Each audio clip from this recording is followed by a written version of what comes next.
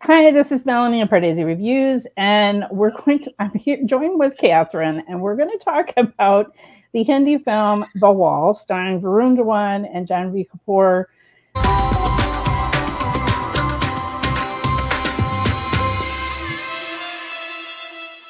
Which premiered on Amazon Prime last week.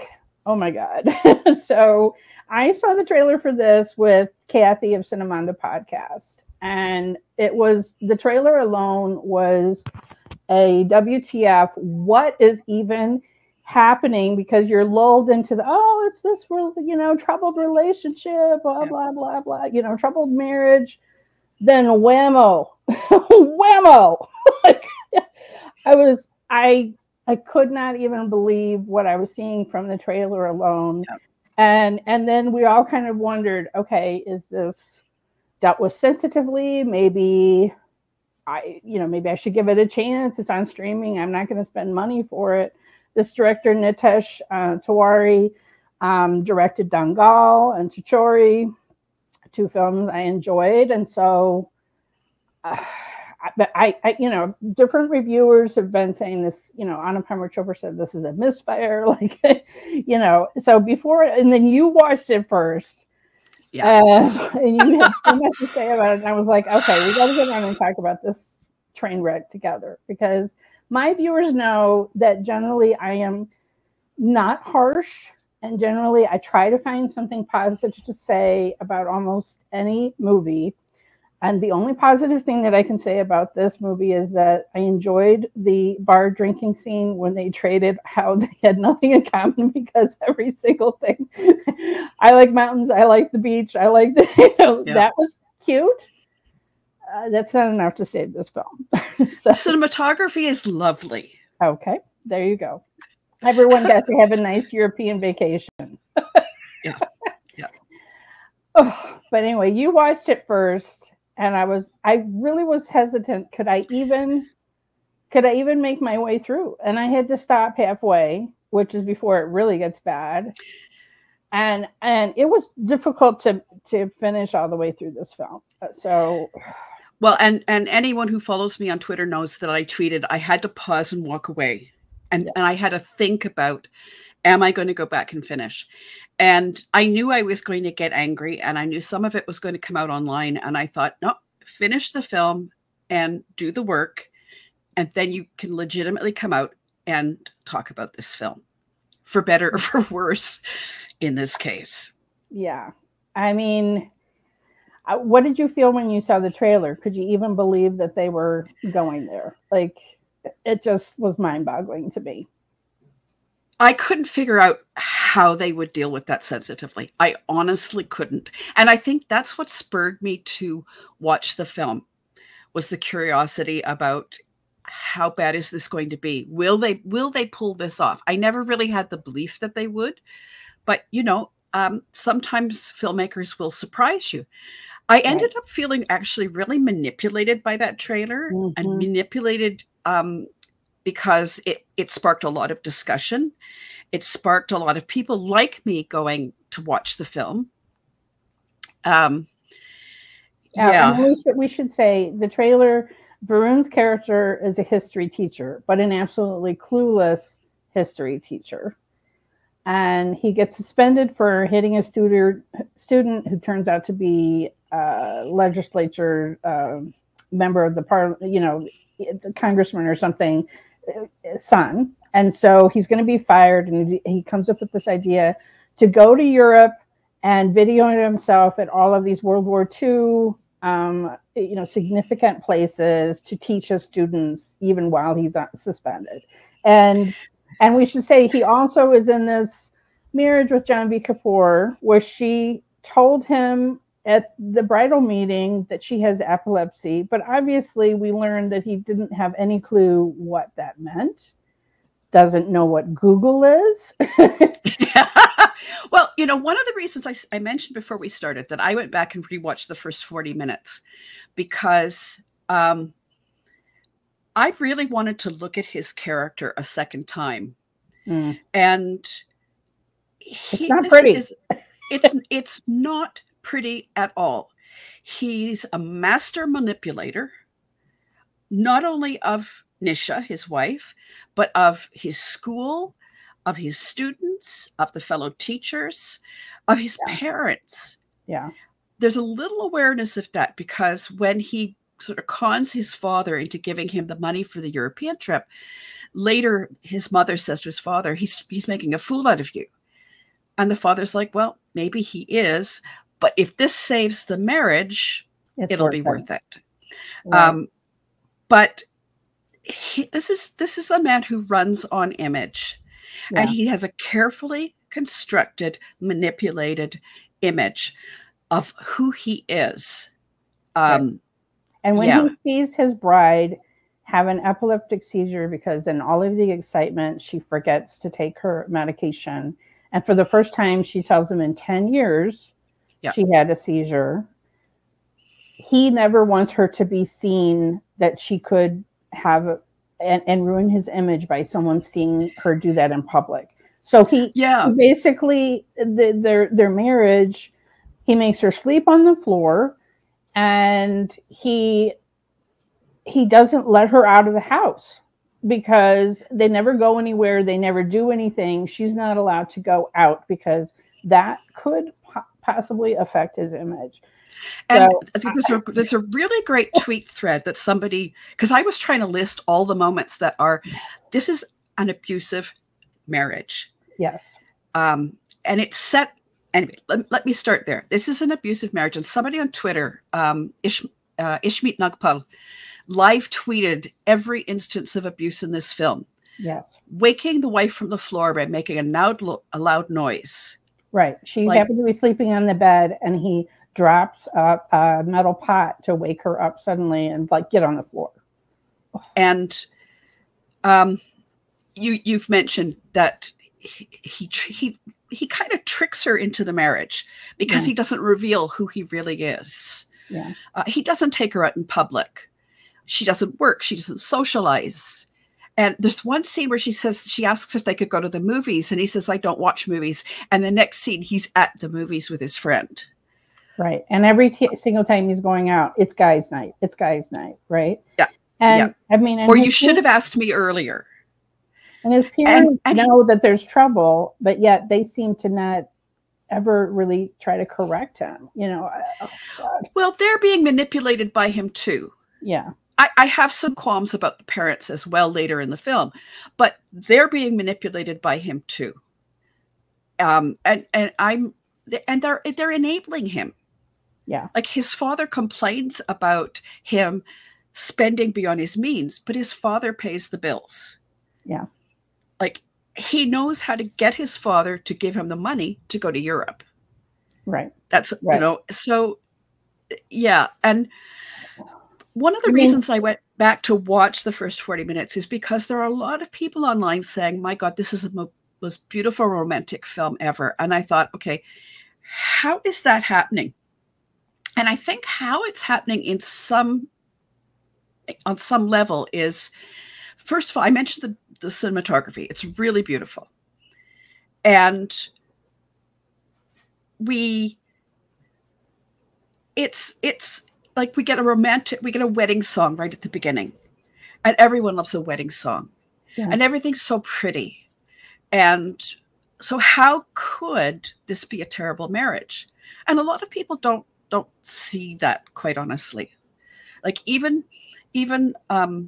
Aju, when Nisha tries to call character, when she tries to call him on all this, he says, like she's complaining, like, I never get to go out, I never get to go this, I never get to do that. And he's like, well, I don't hit you. Right. Which is like an implied yet. Yeah. But like, that's the standard here. Like, and they go to Europe, and it's beautiful. Right. Until they hit.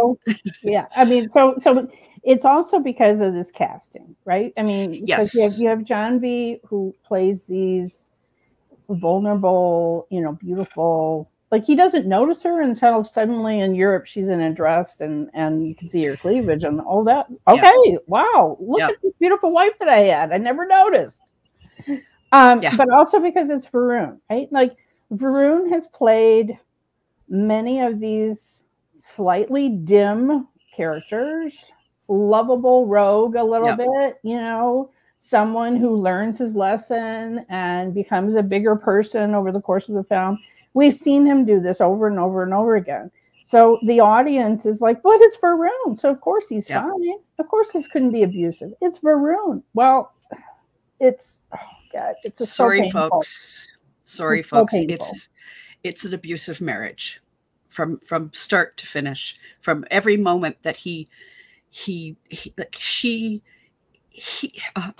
I'm speechless. I'm like absolutely speechless. Like, and even the voiceover at the beginning where we meet Nisha, she's happy, she's lively, she's smart. There's a little thing where they're preparing their passports to go to Europe, and his is empty and hers is full. Right. And she's this like really lovely person with this incredible, you know, joyful life. And it's the light dim over the course of the marriage. And the breaking point for her, like, it's a plot point that she had already spoken to a lawyer about divorce, but had not signed papers, and decides to let this trip be kind of a one last chance.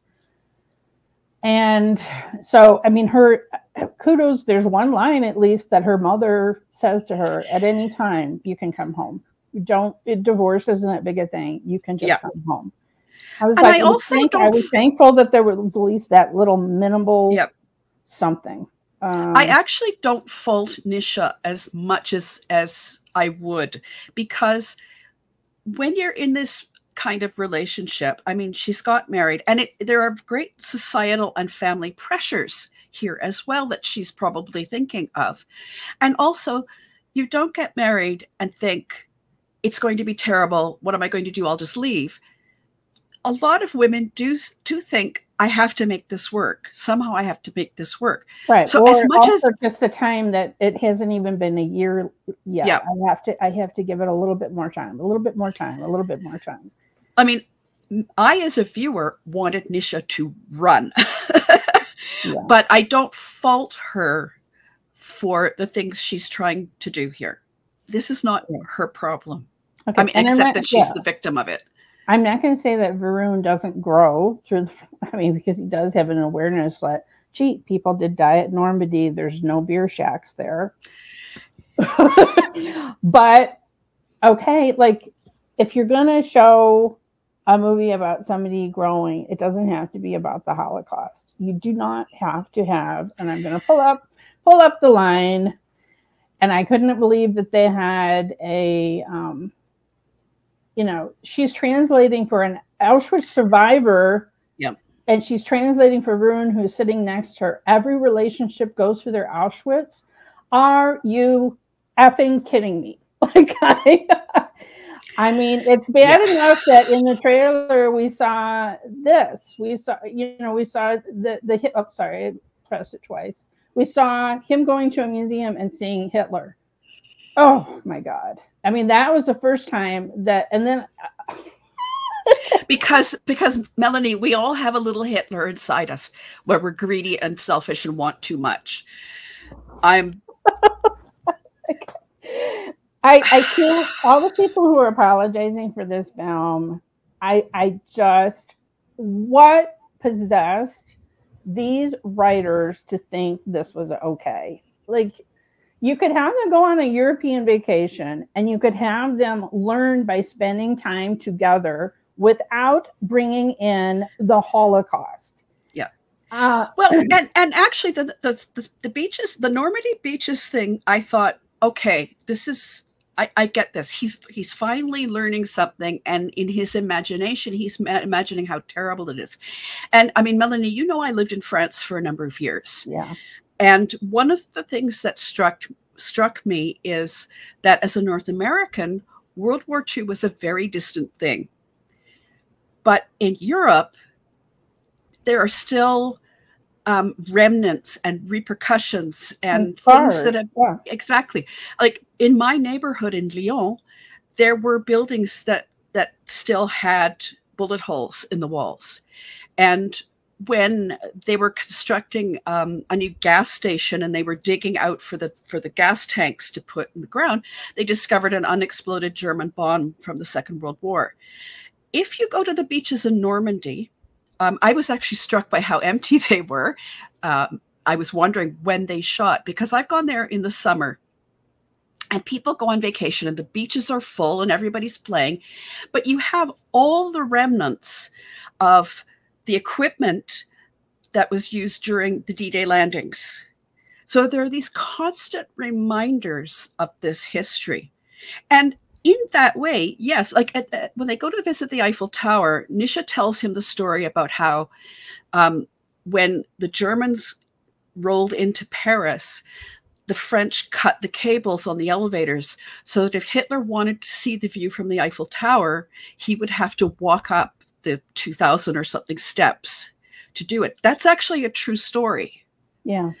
And like all of those things, if we could see him, because he's a terrible history teacher, he knows nothing. He tells the kids, and even his intent to make these videos is just to get his job back and preserve his image. He doesn't care about the history.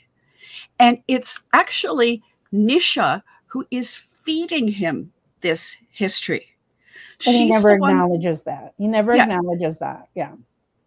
And they go to Amsterdam and they go to Anne Frank House. Yeah. And I've mentioned to you that when I left Anne Frank House, again, as a girl, I read Anne Frank's diary, but it was a very distant thing.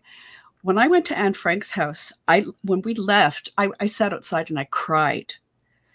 When you are confronted with how small this space was and how long they were there, and as a teenage girl in particular, that you're losing sort of a portion of your growing up to this. I thought they actually showed that reasonably well. Yeah, I agree with that. It's the later portions of the film that are hugely insensitive. Tone deaf. It's just tone deaf. And okay, so we mentioned that Nisha, Janhvi's character, has epilepsy. So there's never a mention of the fact that Hitler exterminated people. Yes. Not only for their religion or because they were homosexual or because they were a gypsy, but if anyone was handicapped in any way. And there's never an acknowledgement of that. And I just, I mean, the breaking point for Nisha is when, even after Varun has had this journey of growing and growing close to her, that he lashes out because she had uploaded a video of them dancing together, and he calls her defective. At least that's the way the subtitles translated it for me. And that's just a breaking point for her. And she's just like, I'm going home to India. I'm done, And well, and I was also sitting there going, if this is supposed to be a journey where he learns and grows, we hit that point in the film and he's learned nothing. He's learned absolutely nothing. I felt no empathy. I did not care if this character was redeemed in the end or not, because I found him irredeemable. Yeah. I'm almost ready to cry, Melanie. I mean, it was so bad. And you and I have watched Indian cinema for years. We have seen many men in movies do irredeemable things and still be redeemed and get the girl in the end and whatever. But this is another level for me. Okay. Yeah. So I did not grow up Jewish, but my husband is Jewish. It is such a personal thing. Every holiday we do prayers for the martyrs who died, in the camps, and 6 million Jews died. Okay. On top of all the people who had epilepsy and all these other things. It is such a huge thing. And to trivialize it by saying, every marriage has its Auschwitz, every relationship has its Auschwitz. That is just beyond the pale. Yeah. It is so over the line, tone deaf. And it is, I don't care that it's been over 75 years or whatever. Okay, it's still too soon. Like, I mean, you just do not do this. When I talked to the trailer with Kathy, I said, it's not like in Western media, we never make a joke about Hitler or anything, you know, because yes, but this, I don't know, especially because it was like a Holocaust survivor character is the one who says those words. Like, it's not Varun being insensitive and tone deaf. They're putting it in the mouth of a survivor of the camps. Yeah. That he's the one that says that.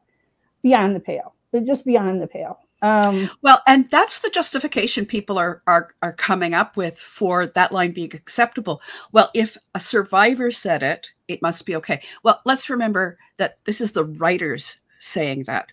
This is the writers dropping these thoughts out for us. This is the writers thinking this. Right. Yeah, again, I'm speechless at, yeah.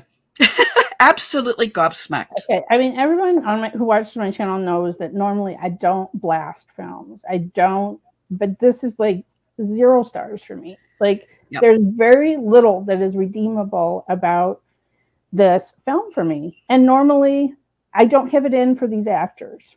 You know, I came in with no bias about these actors or this director. I've enjoyed the films of this director. I've enjoyed Varun Dhawan films.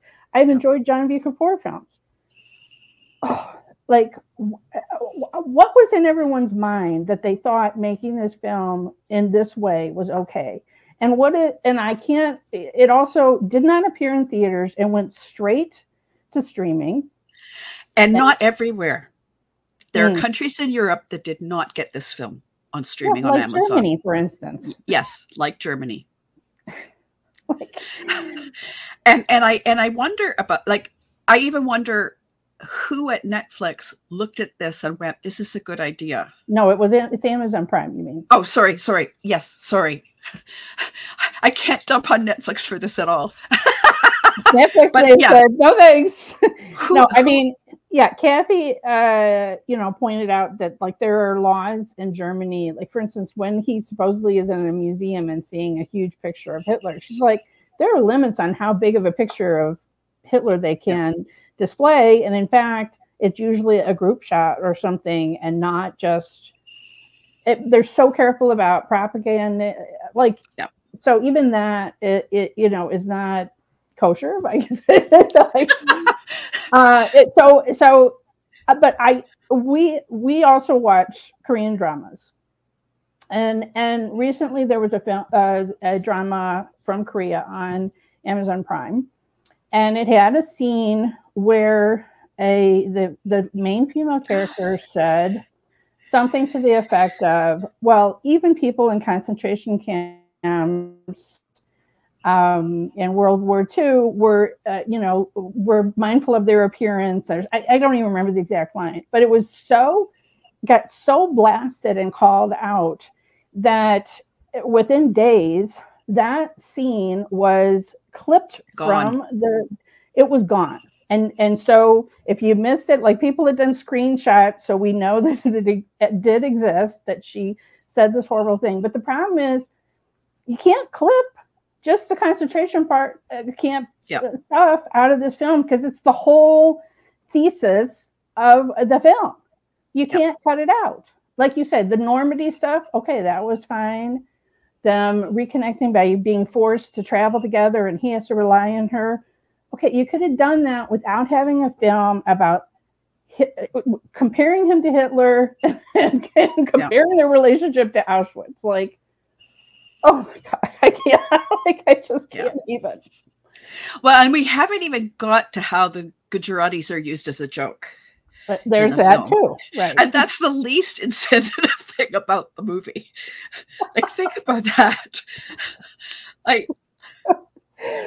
Yeah. I mean, I just, it's, and I'm also, people are are reacting to this film differently, at least different reviews that we've seen.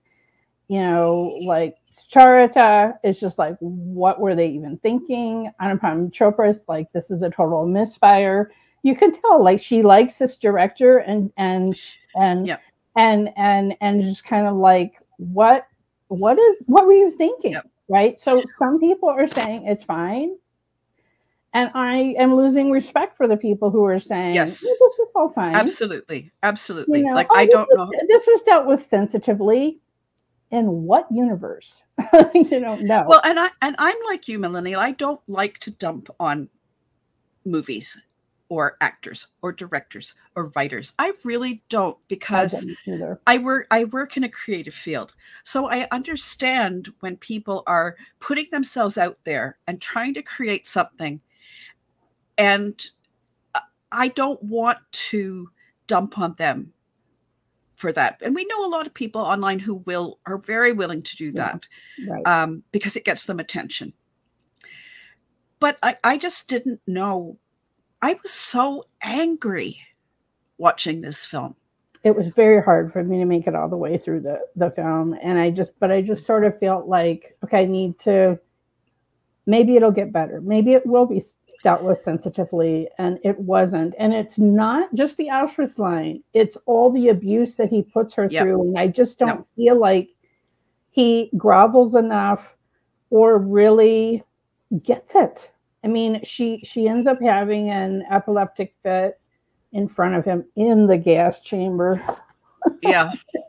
And then he's showing some care to her at that point. But even so, I just, like, we reached a point where I felt like it wasn't enough. I mean, Great Indian Kitchen, this is not, you know.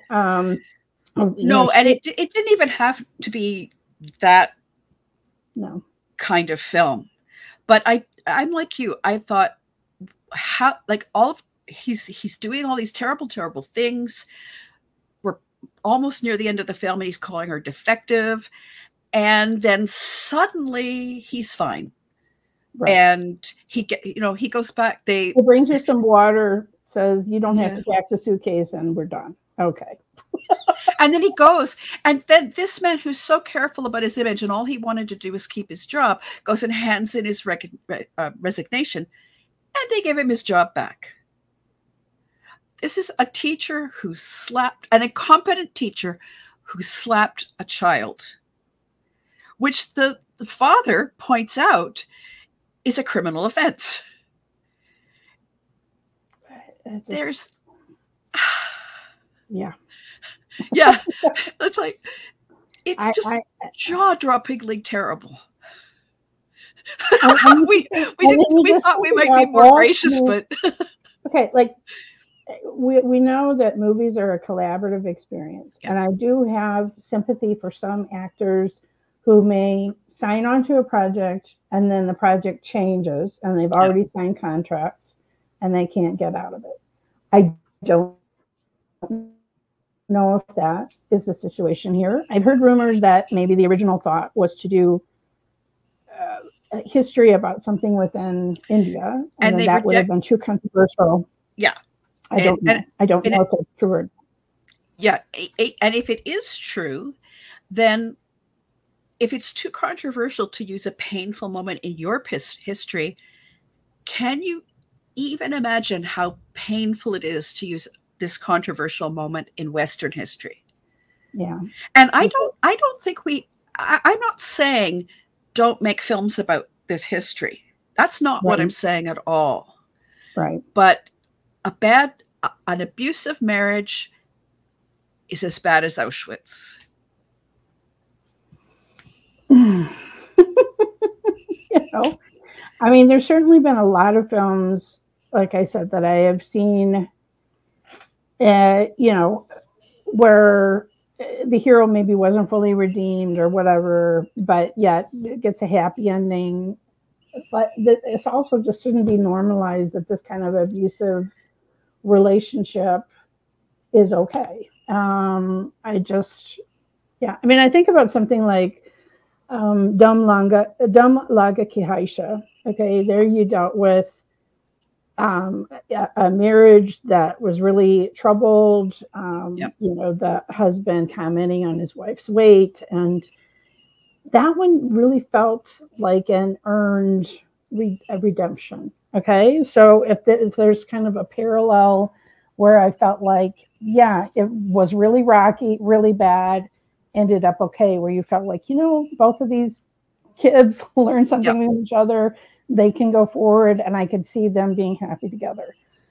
Oh, not here, not here. Okay, like I just, you know, I great showing someone learning and growing, but well, and I'm all for that. I love when bad characters are redeemed. Yeah, me too.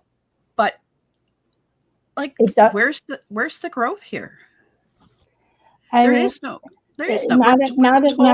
Not enough, and you know, it's not earned on the page. It's not earned, and the metaphors that you're choosing are so egregious and tone deaf that I can't even listen to what you're trying to say, because the movies become so offensive. So, I mean, to my viewers, I just want you to know, like, it's hard to, maybe, you know, in India, it doesn't sink in about like how touchy. Like, I live in, you know, group in Chicago, close to Skokie, where there were many Holocaust survivors that lived there. There's a Holocaust museum there. It's, you know, it wasn't just something that was necessarily far away. It was people in my community who had dealt with. It's something I hear about in synagogue. As I said, every holiday we say prayers about all the people, mourners prayers for all the people who died. It's something that is just, it's not far away, I guess is what I'm trying to say. And it's so sensitive, and it's just really, I mean, I don't know. I don't even know what kind of analogy to say. Like, I was thinking about the Indiana Jones movie, which I enjoyed, the latest one, but I was thinking about, you know, the second Indiana Jones movie, you know, and how you had Amish Puri, and how tone deaf that feels now. Like, you know, the dinner's eating monkey brains and Kalima and all of that, right? Like, how would that feel for you in India to watch that, you know? I mean, I was a young girl when I first saw it, and I didn't really get it, but I do now. That, like, this wasn't good. This wasn't good, you know? Well, and honestly, Melanie, if they had gone the route of choosing some terrible Indian tragedy and used it in this way, I would be just as angry. It's not just about a Western event. It's this particular way to tell this story, using any kind of horrendous event and just saying bad marriages are like that, and we just get over it. Like, no, we don't. poor Melanie. I mean, like I said, my viewers know that I'm normally not harsh, and this movie deserves nothing more than my harshest condemnation. Like, I just really was painful to watch. I don't want anyone to watch it. Please, even though it's free, and if you're already paying for the streaming, don't watch it. Don't support it. And I hope that these filmmakers are chastened. I mean, there's a lot of people that go into making a movie, and my mind is boggled that no one said, you think this is a good idea? I mean, you know, that it went through so many people, and maybe people just trusted that this director could do it sensitively, but it wasn't. You know, there's just no way. All right. Thank you, Catherine, for joining me for this difficult conversation. Thank you for letting me rant, because you know I was angry. You were like, my computer and my phone were blistering from my It's like, oh man. When Catherine gets worked up, people, like, watch out. All right, go watch something else that's much better than this. Almost anything. Almost anything. And almost anything would be better than this. So, All right. Thanks, Catherine, for joining me. And as you know, you can find me on Twitter or X or whatever the hell it is at Pardesi YT, and on Instagram at Threads at Pardesi Reviews. And you can find Catherine at some of those places, and also on her podcast, Pollandine Patti, where she talks with Harsha about Malayalam cinema.